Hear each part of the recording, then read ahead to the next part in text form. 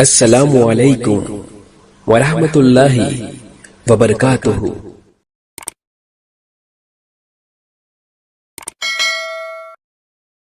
صحیح بخاری حدیث نمبر 3۔ اعوذ باللہ من الشیطان الرجیم، بسم اللہ الرحمن الرحیم۔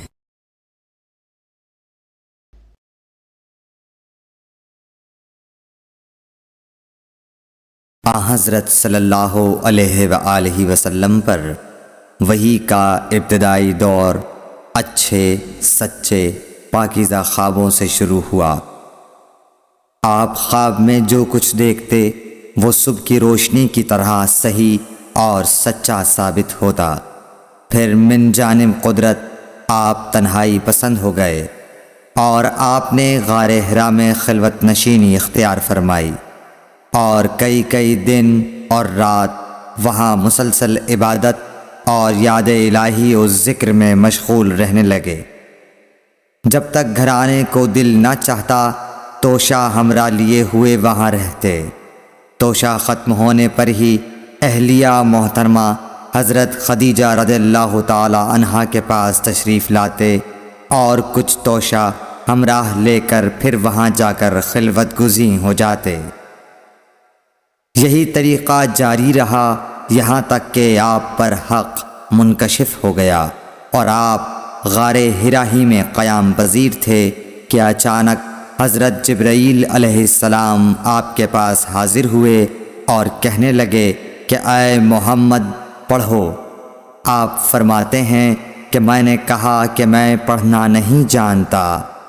آپ صلی اللہ علیہ وسلم فرماتے ہیں کہ فرشتے نے مجھے پکڑ کر اتنے زور سے بھینچا کہ میری طاقت جواب دے گئی۔ پھر مجھے چھوڑ کر کہا پڑھو۔ میں نے پھر وہی جواب دیا کہ میں پڑھا ہوا نہیں ہوں۔ اس فرشتے نے مجھ کو نہایت ہی زور سے بھینچا کہ مجھ کو سخت تکلیف محسوس ہوئی۔ پھر اس نے کہا کہ پڑھ۔ میں نے کہا میں پڑھا ہوا نہیں ہوں۔ فرشتے نے تیسری بار مجھ کو پکڑا اور تیسری مرتبہ پھر مجھ کو بھینچا۔ پھر مجھے چھوڑ دیا اور کہنے لگا کہ پڑھو اپنے رب کے نام کی مدد سے جس نے پیدا کیا اور انسان کو خون کی پھٹکی سے بنایا۔ پڑھو اور آپ کا رب بہت ہی مہربانیاں کرنے والا ہے۔ بس یہی آیتیں آپ حضرت جبرائیل علیہ السلام سے سن کر اس حال میں غار حرا سے واپس ہوئے کہ آپ کا دل اس انوکھے واقعے سے کانپ رہا تھا۔ آپ حضرت خدیجہ کے ہاں تشریف لائے اور فرمایا کہ مجھے کمبل اوڑھا دو، مجھے کمبل اوڑھا دو۔ لوگوں نے آپ کو کمبل اوڑھا دیا۔ جب آپ کا ڈر جاتا رہا تو آپ نے اپنی زوجہ محترمہ حضرت خدیجہ رضی اللہ تعالی عنہا کو تفصیل کے ساتھ یہ واقعہ سنایا اور فرمانے لگے کہ مجھ کو اب اپنی جان کا خوف ہو گیا ہے۔ آپ کی اہلیہ محترمہ حضرت خدیجہ رضی اللہ تعالی عنہا نے آپ کی ڈھارس بندھائی اور کہا کہ آپ کا خیال صحیح نہیں ہے۔ اللہ کی قسم آپ کو اللہ کبھی رسوا نہیں کرے گا۔ آپ تو اخلاق فاضلہ کے مالک ہیں۔ آپ تو کنبہ پرور ہیں، بے کسوں کا بوجھ اپنے سر پر رکھتے ہیں، مفلسوں کے لیے آپ کماتے ہیں، مہمان نوازی میں آپ بے مثال ہیں اور مشکل وقت میں آپ امر حق کا ساتھ دیتے ہیں۔ ایسے اوصاف حسنہ والا انسان یوں بے وقت ذلت و خواری کی موت نہیں پا سکتا۔ پھر مزید تسلی کے لیے حضرت خدیجہ رضی اللہ تعالی عنہا آپ کو ورقہ بن نوفل کے پاس لے گئیں جو ان کے چچا زاد بھائی تھے اور زمانہ جاہلیت میں نصرانی مذہب اختیار کر چکے تھے اور عبرانی زبان کے کاتب تھے۔ چنانچہ انجیل کو بھی حسب منشائے خداوندی عبرانی زبان میں لکھا کرتے تھے۔ انجیل سریانی زبان میں نازل ہوئی تھی، پھر اس کا ترجمہ عبرانی زبان میں ہوا۔ ورقہ اسی کو لکھتے تھے۔ وہ بہت بوڑھے ہو گئے تھے یہاں تک کہ ان کی بینائی بھی رخصت ہو چکی تھی۔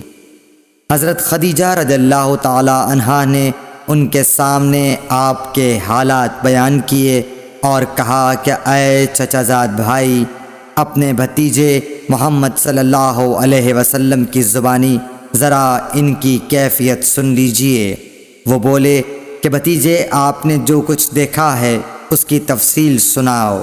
چنانچہ آپ صلی اللہ علیہ وآلہ وسلم نے از اول تا آخر پورا واقعہ سنایا، جسے سن کر ورقہ بے اختیار ہو کر بول اٹھے کہ یہ تو وہی ناموس معزز رازدان فرشتہ ہے جسے اللہ نے حضرت موسیٰ علیہ السلام پر وحی دے کر بھیجا تھا۔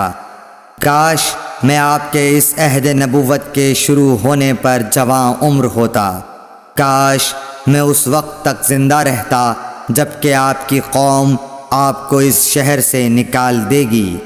رسول کریم صلی اللہ علیہ وآلہ وسلم نے یہ سن کر تعجب سے پوچھا کہ کیا وہ لوگ مجھ کو نکال دیں گے، حالانکہ میں تو ان میں صادق و امین و مقبول ہوں؟